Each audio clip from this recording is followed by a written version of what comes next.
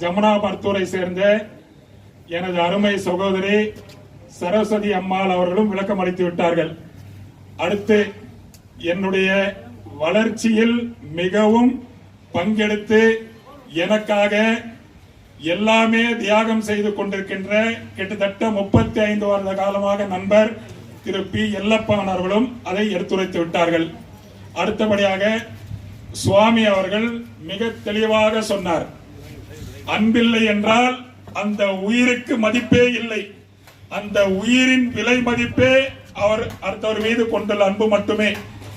அன்பில்லாதார் உடம்பை எலும்பு போர்த்தி கொண்டிருக்கும், அன்புள்ளோர் உடம்பை ஈரம் போர்த்தி கொண்டிருக்கும். அதற்கு சான்று எனது அருமை அண்ணன் ஜனாப் தொழிலதிபர் அவர்கள். ஏனென்றால் இன்னைக்கு ஜாதி மதம் பாராமல் எவ்வளவோ நலத்திட்ட உதவிகளை செய்து கொண்டிருக்கிறார். பிறரை வாழ வைத்து பார்ப்பவனை வையகம் வாழ வைக்கும். அந்த அடிப்படையில் பிறரை வாழ வைத்து பார்த்து கொண்டிருக்கிறார்.